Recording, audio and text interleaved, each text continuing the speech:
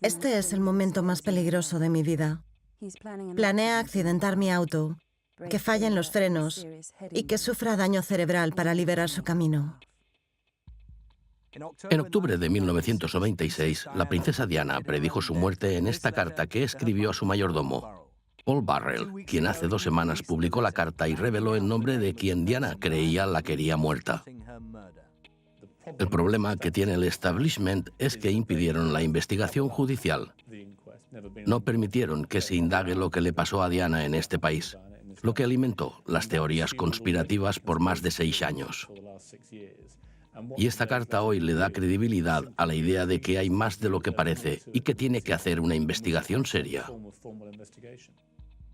Hubo investigación francesa oficial de la muerte de Diana y Dodi Al-Fayed, que descartó que haya habido un sabotaje. Pero pasados 6 años no hubo ninguna investigación en Inglaterra. La ley del coroner declara que se debe investigar si los cuerpos son traídos para enterrarse. Y es lo que pasó el 31 de agosto de 1997. La ley dice que la investigación debe hacerse tan pronto sea posible. La revista Tatler es para las personas ricas y distinguidas. Aunque tienen contactos en el establishment, su editor está luchando por que se lleve a cabo la investigación. ¿Por qué la mujer más famosa del siglo XX, que murió de forma misteriosa, no recibió una investigación cuando lo merece por derecho? Es un requerimiento de la ley. No es algo por amabilidad o por ser corteses con ella. La ley lo exige.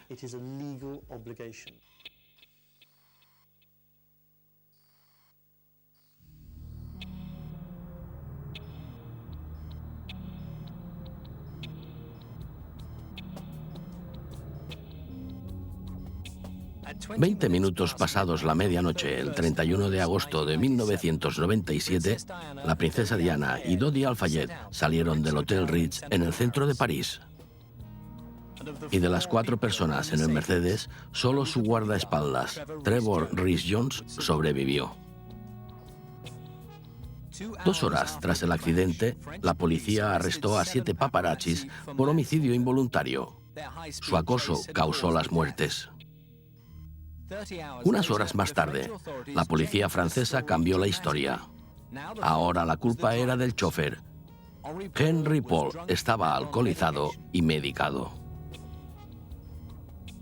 Luego de la investigación francesa de 1999, esta se volvió la explicación oficial del accidente y de las muertes de Diana, Dodi y el chofer. Pero ahora sabemos que la versión oficial tiene grandes incongruencias. Tanto los investigadores como los fiscales querían terminar con todo porque había mucha presión y nadie descubriría la verdad de todos modos. Así que tenía que concluir. Y así se hizo, por lo que no se investigó todo. Se nos dio permiso de filmar un informe con 27 volúmenes de datos confidenciales recolectados por la policía francesa, que nunca antes se presentaron al público. Este informe nos obliga a tener nuestras dudas sobre la investigación. ¿Por qué el lugar del accidente se limpió y habilitó en tan solo 4 horas tras el accidente? Lo que destruyó evidencia forense invaluable. ¿Por qué no se incluyó la investigación de la policía de tránsito al informe oficial de la investigación? ¿Por qué al primer testigo en la escena lo ignoró y silenció? ¿Por qué la autopsia que se le hizo a Henry Paul tuvo tantos errores? ¿Y por qué nunca se ahondó en el vínculo con los servicios secretos de Henry Paul y otro testigo clave? Uno de nuestros descubrimientos fue esta fotografía del Mercedes y sus pasajeros que se tomó segundos antes del choque. Muchas de estas preguntas nunca antes se indagaron y siguen sin respuesta. Y eso no es ningún accidente.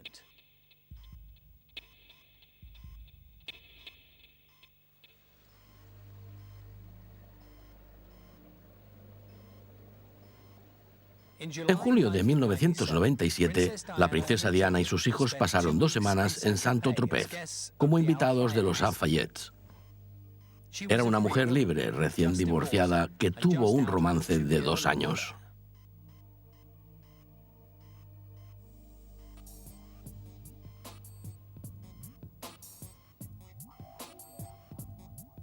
Tres semanas más tarde, Diana volvió a ir sin sus hijos para disfrutar el nuevo yate de $20 millones de la familia Al-Fayed, el Chronicle. Durante el viaje, Diana hizo pública su nueva relación con Dodi Al-Fayed. La pareja ocupaba titulares. Como princesa de la paradoja, Diana pasaba de posar para las cámaras a pedir privacidad.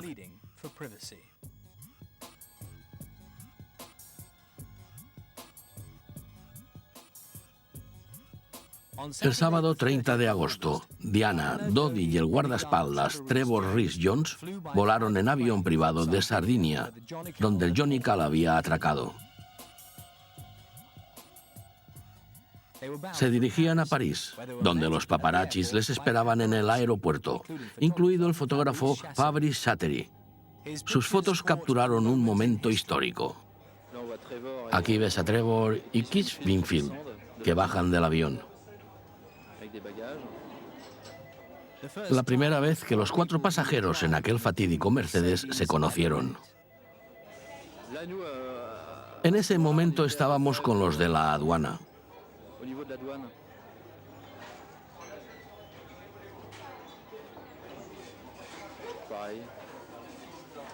Este es Henry Paul.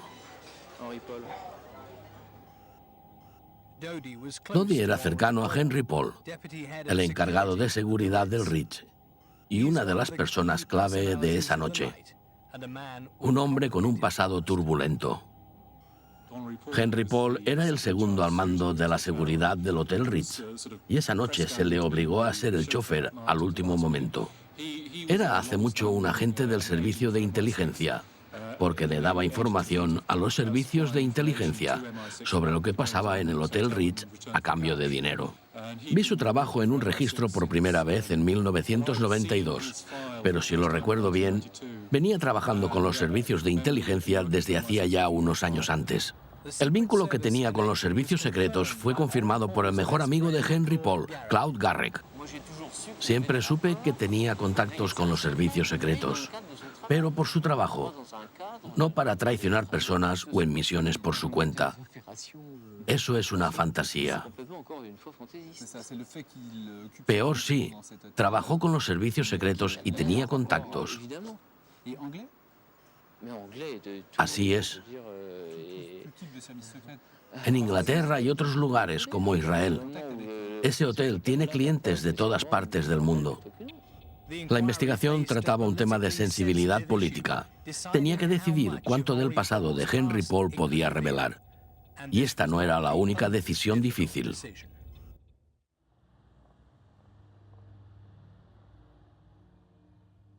Henry Paul acompañaba a Diana y a Dodi a la mansión Windsor, donde vivieron Eduardo VIII y la señorita Simpson en París, que ahora era propiedad de la familia Al-Fayed.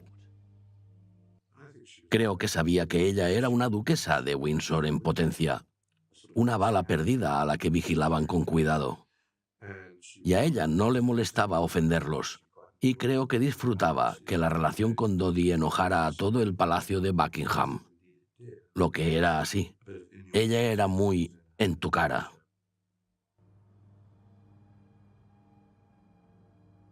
Conducieron hasta el apartamento de Dodi, número 1 de la calle de Seine, cerca de Étoile. Dodi reservó una mesa en un restaurante parisino, pero tuvo que cancelar 10 minutos antes de las 10 porque se formó una muchedumbre afuera.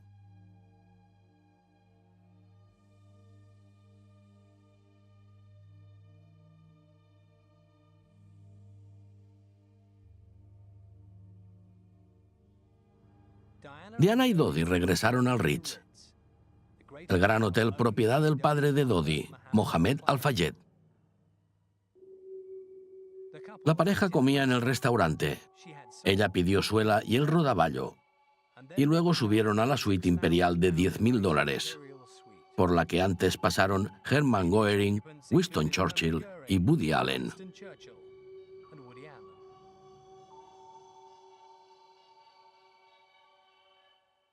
Henry Paul salió del trabajo a las 19 horas, pero 2 horas después se le pidió que regresara al Ritz.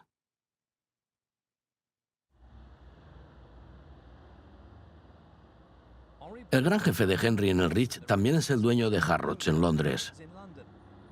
Mohamed Al-Fayed todavía se pregunta qué sucedió aquella noche. A medianoche, Dodi me llamó y me dijo que quería irse a casa. Pero había demasiados paparazzis afuera y la plaza está llena de gente.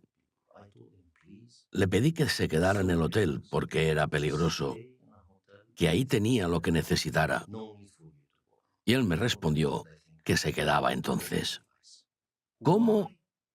Luego de que Dodi me asegurara que no iba a salir, llegó Henry Paul a medianoche y hablándole unos minutos lo convenció de inmediato. Le dijo, no va a haber problemas. Salgamos por la puerta trasera. Conozco el camino. Ya preparé todo. Así convenció a Dodi. Quien lo siguió y aquel hombre dijo que todo estaba arreglado, que tenía champán y que celebraría en el apartamento. Henry Paul, colaborador de los servicios de inteligencia, ayudó a Dodi con el plan para evitar a los paparazzis. Este vídeo amateur es el único registro de lo que pasaba frente al Ritz. Se ve que hay alguien importante allí. Los turistas y paparazzis esperaban a la reconocida pareja. Henry Paul le dice a la muchedumbre que la pareja se irá pronto en su Mercedes. 5 minutos después, lleva un segundo Mercedes y estaciona en la puerta trasera del Ritz. Henry Paul, la princesa Diana y Trevor Rhys-Jones se suben, con Paul al volante. Mientras tanto, en el frente del Ritz, la gente se va en sus autos al darse cuenta del engaño. El truco de los 2 Mercedes no sería de James Bond, pero le dio una ventaja al auto de Diana y Dodi. A perseguir a la princesa Diana. El camino más corto del Ritz al apartamento de Dodi era por los Campos Elíseos, pero en Concord el auto dobló a la izquierda y no a la derecha. Luego aceleró por la orilla del río Sena. Se alejaba del apartamento de Dodi, pero la investigación francesa jamás se preguntó por qué tomaba este camino. Es un misterio el por qué, el dónde estaban, porque hay muchos caminos al apartamento al que se dirigían. Estaba en la cima de los Campos Elíseos. Pero no se dirigían a los Campos Elíseos. Donde estaban es incomprensible. Al acceder al informe, descubrimos que la mayoría de testigos no vieron el choque porque estaban en la entrada o a la salida del túnel. Resulta inaudito que la investigación ignorara a un testigo crucial que estaba detrás del Mercedes. Su nombre es Eric Pettel. Estaba antes de la curva. Vi los faros parpadear. Era un auto que iba rápido. Y luego escucho la implosión. Pensé que había sido mi tubo de escape. Pettel no fue el único que escuchó el peculiar sonido. Estaba Clive Gurujudu, que estaba en el puente sobre el túnel Alma. También era chofer y estaba esperando que sus clientes salieran de comer o el cine. Esperaba fumando sobre el túnel Alma. Y escuchó este auto que iba en su dirección y un sonido muy alto. Yo recuerdo que él pensó que quien manejaba pasó a neutral y apretó el acelerador. Lo describió así, como el sonido de un auto de carreras con el cambio equivocado. Como había comprado mi moto hace poco, pensé que ese era el ruido. ¿Y qué hice? Fui frenando para ver si la moto se había roto y entonces, en ese momento, escuché un boom. Fue el choque.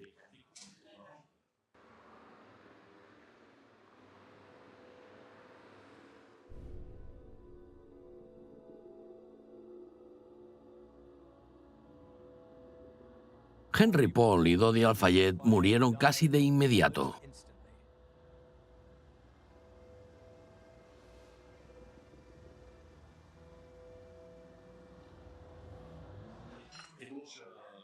Tomé a la persona sentada atrás.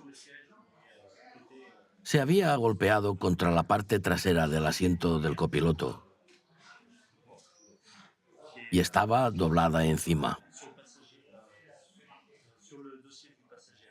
Así que intento moverla.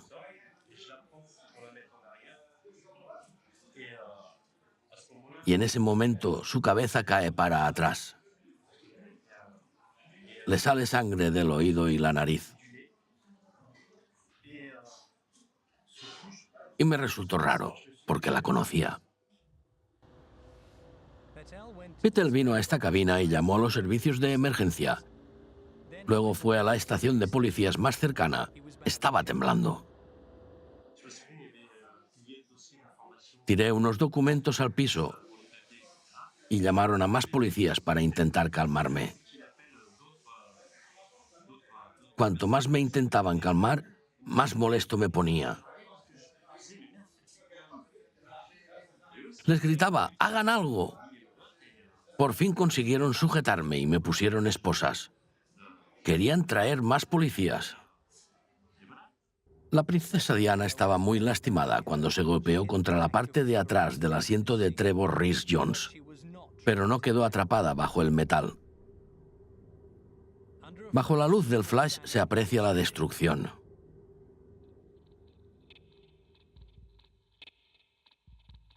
A las 12:40 se le avisó al jefe de policía, Philip Massoni, del accidente.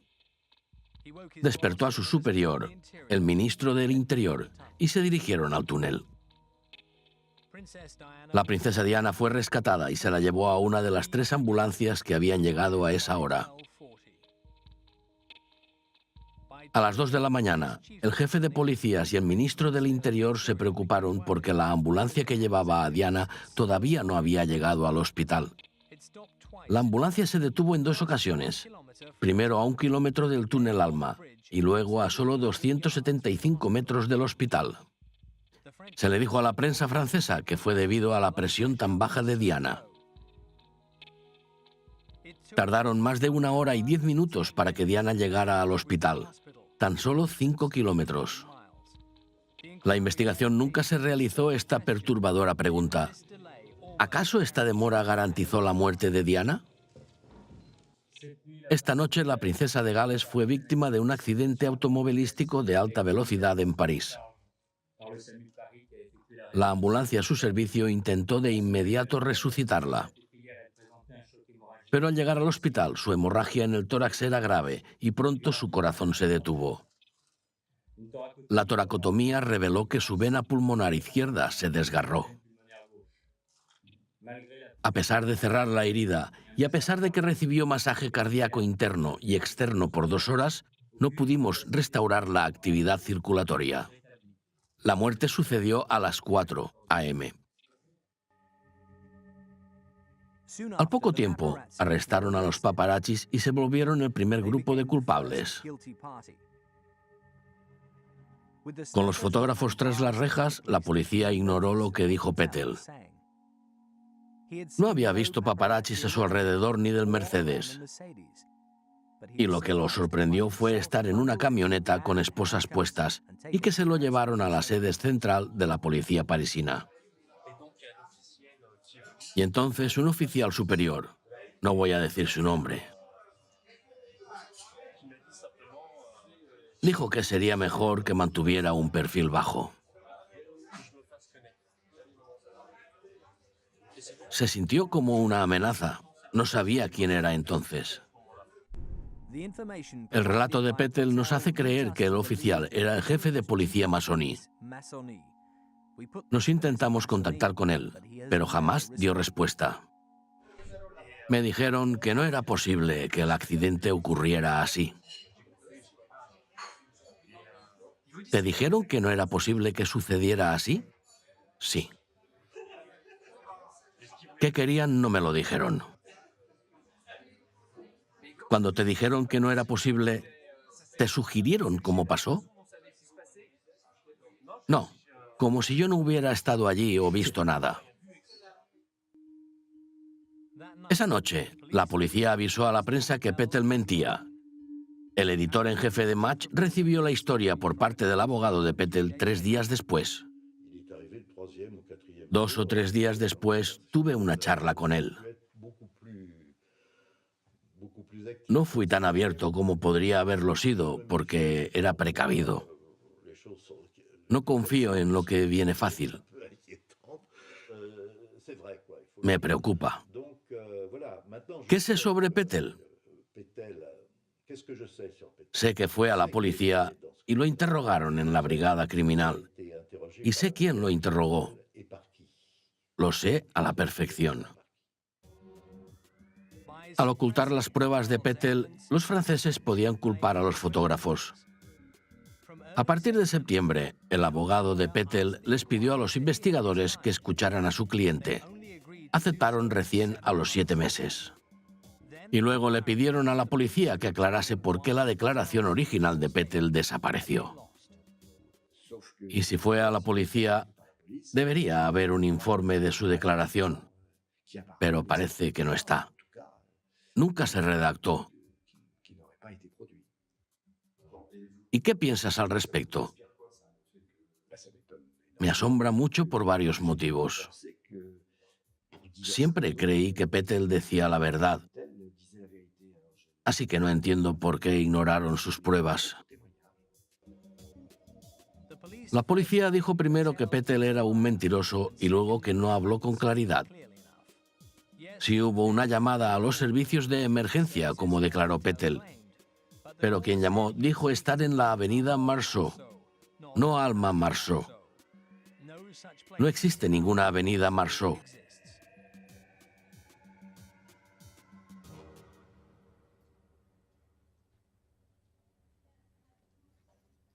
El jefe de seguridad de Harrods trabajó en Scotland Yard durante 26 años. Mi mayor preocupación fue que el guardaespaldas decidió no tener un vehículo de protección de respaldo, lo que va contra nuestras reglas. Eso me extrañó.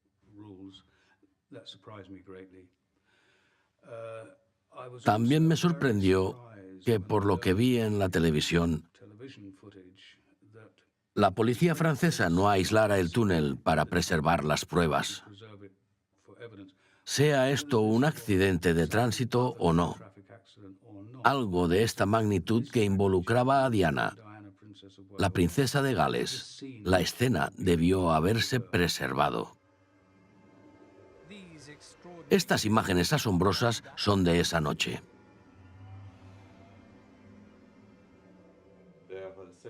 A las 7 de la mañana fui al túnel de Alma. Fui a ver la escena. Creí que estaría cerrado, pero me desconcertó. Estaba abierto por completo. Fue una sorpresa. Era Diana. Había muerto. Fue algo grande. Estaba seguro de que la policía cerraría el túnel por días, pero estaba abierto a las 7 de la mañana. Poco antes del amanecer, los servicios de limpieza de París, con sus vehículos verdes, rociaron las calles con solvente industrial. No sería lo mejor para preservar pruebas forenses. ¿Fue para limpiar las calles o para cubrir algo? La muerte de Diana alarmó el establishment. Ella tiene la habilidad volcánica de generar pena, angustia, falta de raciocinio, para distraer sobre el propósito de la familia real. Y una investigación podría sacar a la luz preguntas incómodas.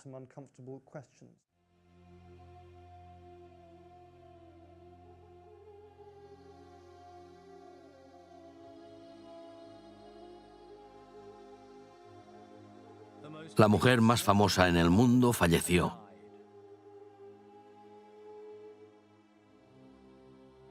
¡Feliz cumpleaños! Cuando trajeron el cuerpo de Diana a Inglaterra, Todos esperaban una indagación a fondo, como una investigación. Pero Francia no tiene investigaciones públicas. El gobierno asignó a un juez de rango medio, Hervé Stephan, para que llevara adelante la investigación de la causa de muerte. Trabajó con leyes que no cambiaron mucho desde Napoleón. Primero, tienes algo llamado el secreto de la investigación en Francia, lo que significa que aparte del juez del caso y las partes, que están limitadas a los abogados y al fiscal, nadie tiene acceso al caso ni a los registros ni a las pruebas. Así que los medios no saben nada. El público no sabe nada y nadie puede verificar qué hay en el informe final. En Francia es un sistema acusatorio, donde un oficial del Estado conduce la investigación con ayuda de la policía. A los oficiales les paga el Estado y están obligados a este. Uno, por las circunstancias, se pregunta si los que están arriba del todo pueden ejercer influencia o no.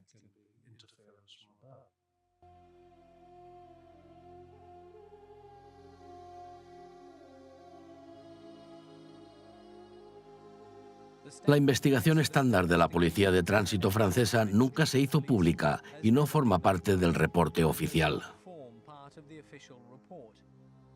Pero Patrick Claubel, un reconocido fotógrafo francés, habló con los policías a cargo de la investigación original del choque. Hicieron su propia investigación, pero luego los presionaron de los Elíseos para que se mantuvieran callados, lo que no les agradó demasiado, porque la investigación era de ellos y es su trabajo. No les gusta que los mandoneen cuando hacen su trabajo con honestidad. A las 36 horas del accidente, las autoridades francesas cambiaron de perspectiva. No era culpa de los paparazzis, sino que de un conductor alcoholizado, cosa que siguen afirmando. La Fiscalía de París acaba de anunciar que quien conducía el auto donde la princesa Diana falleció, Henry Paul, triplicaba el límite legal de alcohol en sangre para Francia y duplicaba el inglés. También hay pruebas de la velocidad a la que iba el auto. El velocímetro marcaba los 190 kilómetros por hora. A menos de 24 horas del accidente se reveló que el causante fue un conductor alcoholizado, borracho como una cuba, que iba a 192 kilómetros. Son declaraciones falsas. Lo eran entonces y lo siguen siendo.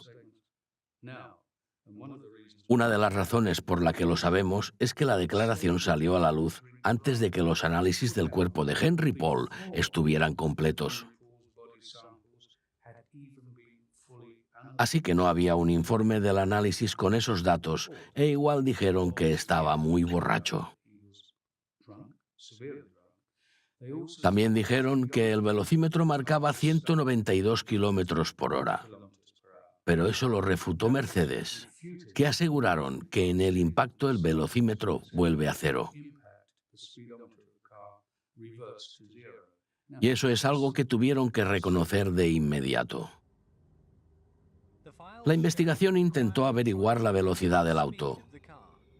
Se le pagó a Mercedes 250.000 libras para hacer pruebas de choques, aunque sus técnicos nunca pudieron acercarse al vehículo.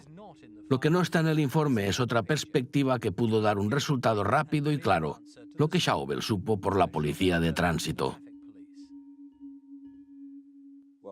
Pero dijo un tipo harto de toda la presión: te voy a mostrar una foto, y si algo malo sucede, quizá me la olvide sobre mi escritorio y puedas llevártela. Y era una foto con flash sacada en la entrada del túnel, porque entonces en la entrada había una cámara que sacaba una foto con flash frontal si pasaba el límite de velocidad, que eran 60 kilómetros por hora. Y es una foto frontal, así que se ve la gente en el auto y la puedes reconocer. Y en esa foto los reconoces a todos y dice la velocidad y la fecha. ¿Cómo se veían las personas en la foto? El conductor se veía normal. No le conocía la cara antes. El tipo a la derecha se ve tenso, con algo de miedo. Quizá estén yendo muy rápido. Y los que están detrás se están riendo como locos. Se divierten. Le preguntamos a Schauble por qué nunca se publicó la foto. Cuando hubo un primer comunicado oficial a la prensa, se dijo que el flash no funcionaba. Pero entonces alguien descubrió a un tipo que había pasado 5 o 10 minutos antes en su auto común y corriente, que le pusieron una multa 15 días después. Los registros muestran que al final se determinó que el auto chocó a unos 100 kilómetros por hora, pero eso nunca se publicó. 2 días tras el accidente, la policía francesa remarcaba la velocidad y lo alcoholizado que estaba el conductor. Pero las pruebas que tenían eran pobres. Estas imágenes mejoradas son de un vídeo del Ritz. Muestran que 30 minutos antes del choque, Henry Paul se agachó y se ató los cordones. Pasa su peso de una pierna a la otra y se vuelve a parar sin ningún problema o complicación.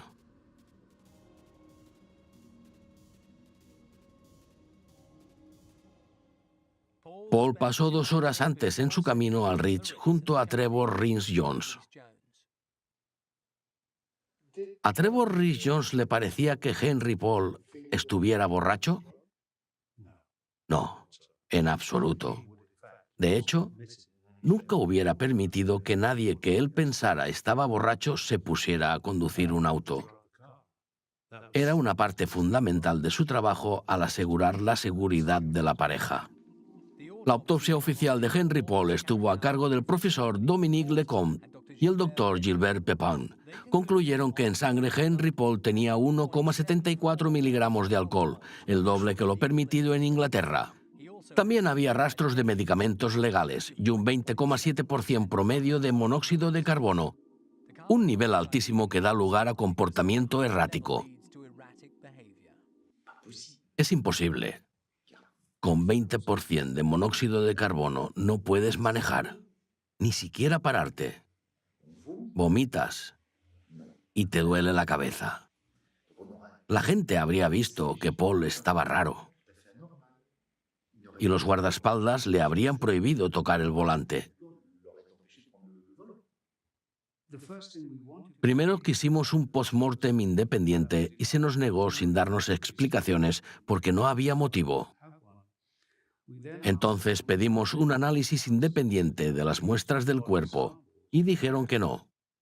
Y luego pedimos estar presentes durante los siguientes exámenes al cuerpo de Henry Paul y tampoco. Y nunca se nos dio un porqué.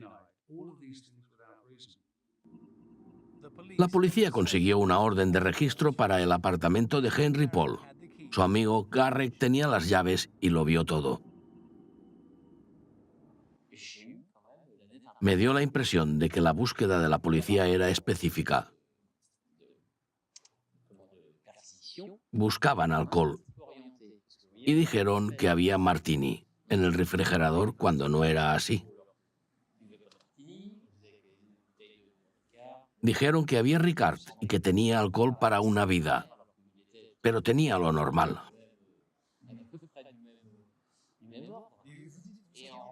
¿Dices que la búsqueda era específica? Sí, porque no dijeron nada de las 240 botellas de Coca-Cola, Coca-Cola Light, que era su bebida favorita. ¿Por qué el informe no dice nada de eso? Remarcar el alcohol, pero ignoras las bebidas sin alcohol distorsionan las cosas. ¿Buscaban medicamentos? Claro. ¿Y había? No, no encontraron ningún medicamento. A la familia Paul se le negó acceso al contenido de estas botellas, las muestras de orina y sangre de su hijo. Con apoyo de Al-Fayed, consiguieron que 4 de los mejores patólogos de Europa revisaran el informe post-mortem. Diseccionaron la autopsia y enlistaron 28 errores críticos que hicieron el procedimiento poco fiable.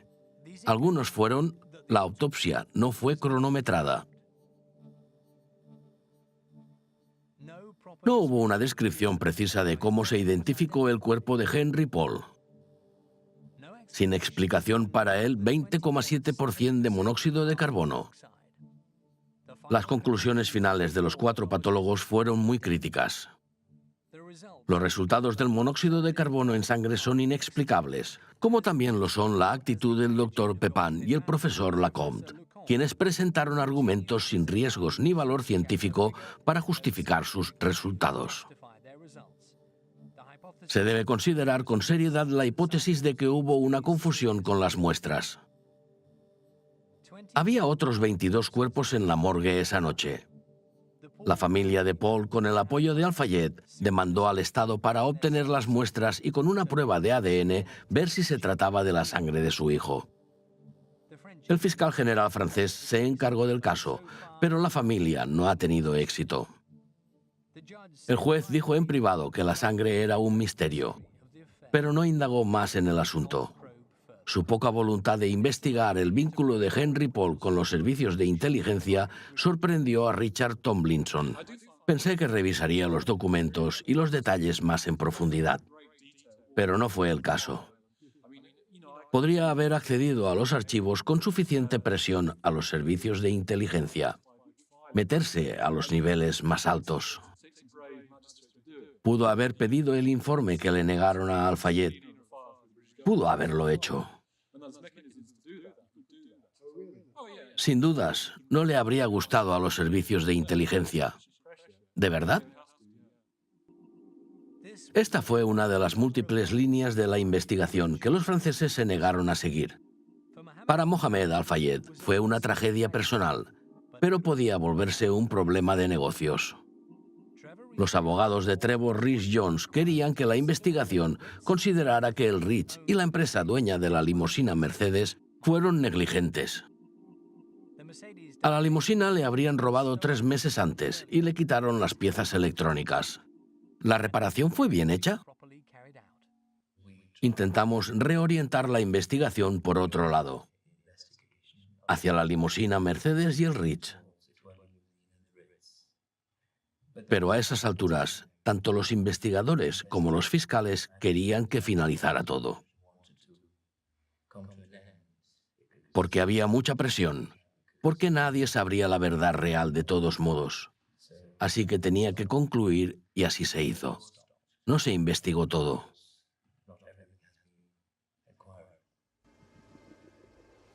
Los 27 volúmenes de hechos, especulaciones, pruebas y estos archivos revelaron otro enigma. Dodi tenía un teléfono móvil esa noche. Pero cuando la policía registró las posesiones de las víctimas, no encontraron ningún documento, encendedor, cigarrillos y tampoco ningún teléfono. Solo tenía consigo 1.000 francos. ¿Te dio la impresión de que se encontraron cosas en el auto que no se difundió? Sí, encontraron cosas en el auto de lo más normales. En la mayoría de los choques hay drogas. Y las encontraron, pero no en las manos del conductor, sino de los pasajeros. Lo que no apreciaron fue la presión de los elíseos que le dijeron que lo callaran. Un policía de alto rango confirmó las declaraciones de Chauvel, que se encontraron drogas ilegales y que hay una fotografía de la limusina que jamás se reveló. Algunas pruebas desaparecieron. Algunas pruebas no se tomaron en serio. En el registro aparece esta foto que se tomó entre los 20 o 22 minutos tras la medianoche. Hubo 1 o 2 fotografías que se tomaron frente al auto. Alguien tiene que conducir el auto para que se saque la foto. En especial porque se ve a Trevor Rhys-Jones viéndose al espejo. Pero no se puede decir dónde se sacó. Se la sacó de alguna parte del túnel, pero no sabemos si al principio, el medio o luego de algún accidente o algo. Pero la sacaron dentro del túnel. Sí. ¿Pero quién tomó esta foto? Quizá nunca lo sabremos. Tras 17 días del accidente, los paparazzis no estaban arrestados por homicidio involuntario, pero se los acusó de no ayudar a las víctimas. La investigación filtró que Henry Paul estaba borracho. Y entonces otro descubrimiento que aclaraba cómo sucedió el accidente. La policía anunció que encontraron restos de un Fiat Uno blanco en el túnel. Se sugirió que el Fiat Uno estuvo delante del Mercedes. El espejo retrovisor del Mercedes se encontró con rastros de pintura y restos de la luz trasera de un Fiat. El Mercedes se golpeó con la pared a la derecha y luego se estrelló con el 13º pilar en medio del túnel. La policía anunció una operación de búsqueda masiva, pero solo interrogaron a los dueños de Fiat Uno blancos de París. No llegaron a nada. Pero los detectives de Al-Fayed hicieron un mejor trabajo y encontraron este Fiat Uno.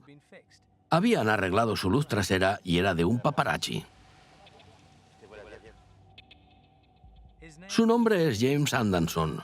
Su pasado es más misterioso que el de Henry Paul. James Anderson habló sin problemas sobre ser dueño de un Fiat Uno blanco cuando lo entrevistaron en la televisión. Tengo una buena historia sobre este Fiat. Recorrió más de 325.000 kilómetros. Hace unos años le saqué unas fotos a Giovanni Agnelli, jefe de Fiat en su yate. Le saqué unas fotos y luego me lo crucé en Saint-Tropez. Y le dije que hice 200.000 kilómetros con el auto y me dijo: artista, si haces 500.000 kilómetros te doy uno nuevo. Solo me preocupa algo, que me faltan 175.000 kilómetros. Ese verano, James Anderson fotografió a Diana. Era un paparazzi con vínculos a políticos del más alto nivel. Fue el fotógrafo oficial de un primer ministro francés y con otro, Lionel Jospin. Hasta anduvo en moto. Por su historial, los servicios de inteligencia francesa decidieron investigarlo, según nos contó un oficial de alto rango. Descubrimos que en agosto del 97 estuvo en un yate con Diana y Al-Fayed, lo que es muy peculiar para un periodista. Y no por un par de horas, sino por 2 o 3 días. Fueron fuentes confiables. Thomirson recuerda a alguien como Anderson en los servicios de inteligencia. Los servicios de inteligencia conocen a profesionales. Puede ser cualquiera que tenga una habilidad que les sirva a los servicios de inteligencia y trabajan con ellos de vez en cuando. Tenían un fotógrafo y su trabajo era de paparazzi, pero a veces colaboraba con los servicios de inteligencia. La inteligencia francesa tenía pruebas de que Anderson estuvo en el túnel Alma. Se regodeó de haber estado en el túnel y de sacar una fotografía y hasta de grabar los últimos momentos de Diana en el túnel. Nos lo contó gente cercana a él.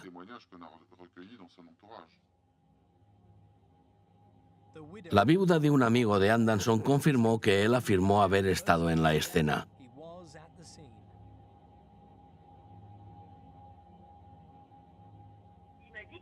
Me dijo que estaba en el túnel. Nos lo dijo a nosotros, pero no se lo llevó la policía. Era demasiado astuto para eso. James Anderson tenía una rara intuición para el arte de fotografiar a quienes luego morirían de la nada. La inteligencia francesa se interesó en Anderson desde que notaron que fue el último en fotografiar y uno de los últimos en hablar con Pierre Beregovoy.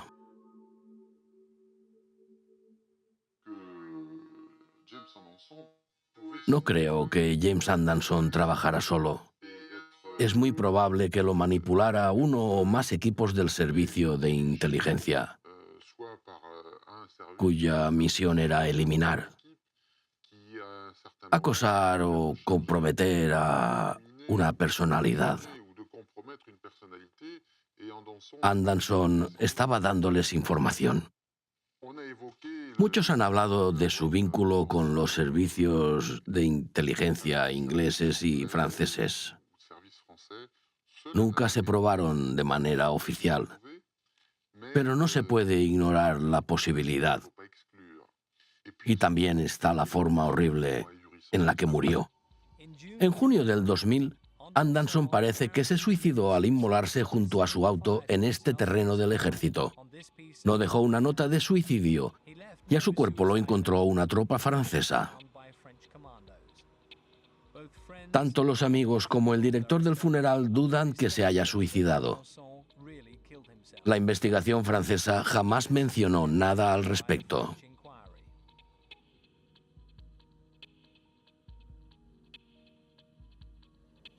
Según la ley inglesa, tiene que investigarse la muerte de todo ciudadano que muera en el extranjero en circunstancias peculiares o misteriosas. El caso de Diana y Dodi Al-Fayed. Aunque murieron en 1997, no se inició la investigación hasta 2004. El coronel real necesitaba dos cosas: iniciar de manera formal la investigación y luego pedirle al excomisario de la Policía Metropolitana, jefe de la policía, Lord Stevens, que revisara la investigación francesa del accidente. Lord Stevens llevó a su equipo a París y le dieron acceso a un montón de documentos a los que los periodistas no tenían acceso fácil. Y fue crítico. Dijo que los franceses no habían investigado bien. Tenemos nuevos testigos y pruebas forenses. Pero tuvimos otra oportunidad en 2006. Entonces se esperaba que Stevens presentaría su informe y la investigación empezara como es debido.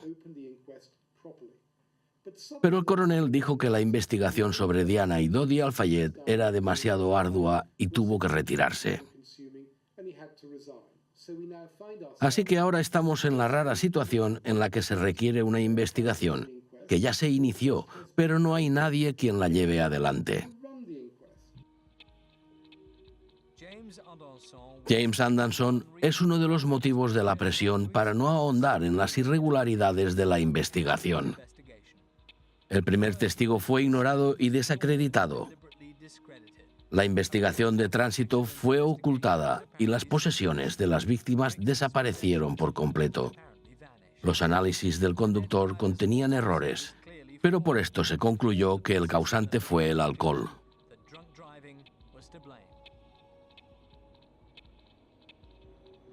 El conductor y otro de los pasajeros tenían vínculo con los servicios de inteligencia, pero no se indagó en esto. Culpar al conductor, como lo hicieron las autoridades francesas, puede ser conveniente o hasta político. Pero los motivos reales del accidente son complejos y poco claros. La revelación de que Diana creía que iba a ser víctima de un accidente hizo que se reavivara el interés por una investigación. Fue un trato de tercera para una tragedia tan importante. Es difícil entender por qué no hacen nada y dan excusas como que esperan que finalice la investigación francesa. Eso ya terminó. O excusas como que queremos tener todos los testigos. Los testigos ya están ahí como siempre. No se abrió la investigación en 2006 y tampoco en 2007. Con suerte en 2008, a 11 años del choque en el túnel Alma.